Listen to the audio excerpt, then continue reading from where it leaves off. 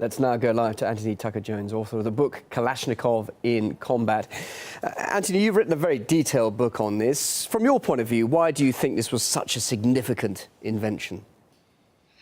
I think, as we've just heard in that report, it was its robustness and durability and its simplicity to use, as was touched upon again in the previous report. Its sort of counterparts from the West were always difficult to maintain, didn't like dirt, didn't like grime, whereas the Kalashnikov could be dropped in water, mud, anything, and it would still function.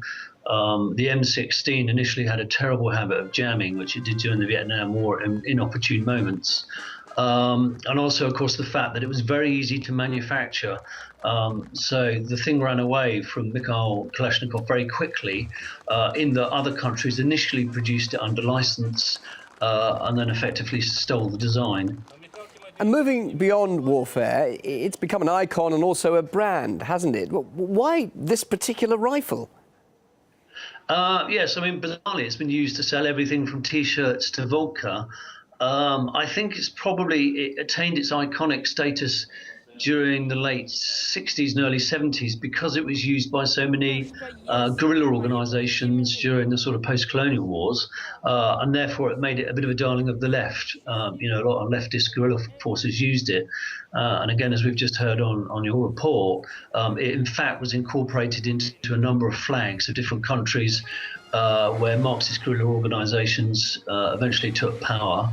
And they kind of paid tribute to the weapon by putting it in their flag. So that's one of the reasons that it has become so iconic. And also, of course, its sheer length of service. So it's been in use now in various guises, for 60 years plus. And has probably got a good another 20, 30 years of life in it. Why though? Why won't it be superseded by other rifles? Well, the thing now is, of course, is that there are so many of them in circulation. It's been estimated that there's upwards of 100 million of the things in use around the world. It would simply be impossible for another firearm designer to produce something of that magnitude of success.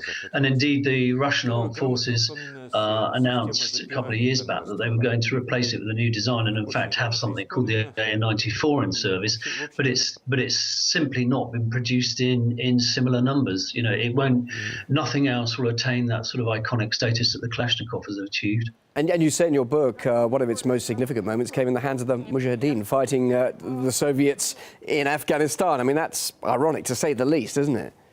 Well, it is, because the irony is, of course, that many of those guns were in fact bought by the CIA to arm the Mujahideen with. And many of them, again, ironically, came from China. The Chinese themselves produced a version called the Type 56, which actually quite often when you see them being used around the world, they are actually Chinese manufacture and not Russian or indeed Eastern Europe, because obviously the Warsaw Bloc countries also produced large numbers of the things. But certainly in the case of Vietnam and in Afghanistan, a lot of those Kalashnikovs in circulation were actually Chinese-built copies. Anthony, great to talk to you. Anthony Tucker-Jones, author of the book Kalashnikov in Combat, live here on RT International. Thanks for your time. Thank you.